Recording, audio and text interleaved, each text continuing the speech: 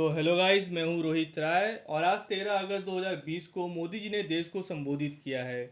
और आज देश को संबोधित करते हुए मोदी जी ने टैक्स पेयर्स के लिए एक नया प्लेटफॉर्म लॉन्च किया है जिसका नाम है transparent taxation, honouring the honest. अगर उसे हिंदी में कहा जाए तो पारदर्शी कराधान, ईमानदार का सम्मान। और मोदी जी ने टैक्स पेयर्स की तारीफ की और कहा कि साल 2012-13 में जितने टैक्स रिटर्न होते थे उनमें से 0.94% टैक्स की स्क्रूटिनी होती थी।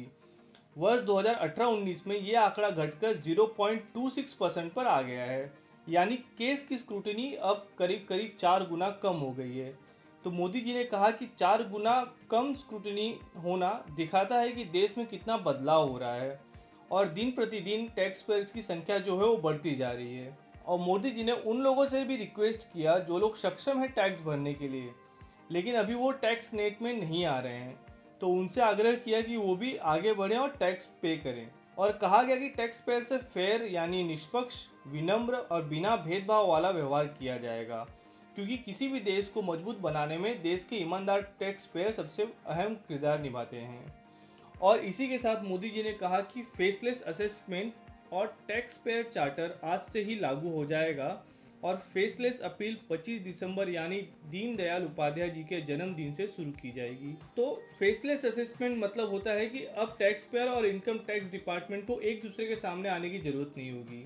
समझो कोई मुंबई में रहने वाला इंसान अगर आईटीआर फाइल किया तो सिस्टम उसके असेसमेंट के लिए दिल्ली में बैठे ऑफिसर को असाइन कर देगा।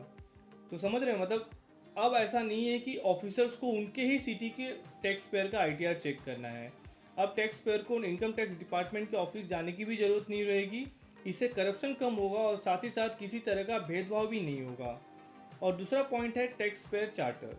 तो टैक्स पेयर चार्टर में बताया गया है कि टैक्स पेयर्स की क्या राइट है और क्या ऑब्लिगेशन है और टैक्स पेयर को क्या बेनिफिट दिया जा रहा है। तो यही सब उस पर बस बताया गया है। और फिर है फेसलेस अपील। अब जैसे इनकम टैक्स ऑफिसर को कुछ फ्रॉड लगा या कुछ पूछना होता था तो टैक्स पेयर को हियरिंग के लिए बुलाया जाता था, बट अब इसे ऑनलाइन ही किया जाएगा। और इसी के साथ बोला गया कि हाई कोर्ट में 1 करोड़ रुपए तक के और सुप्रीम कोर्ट में 2 करोड़ रुपए तक के केस ही जाएंगे और इनसे कम वैल्यू के केस बाहर ही सुलझाए जाएंगे।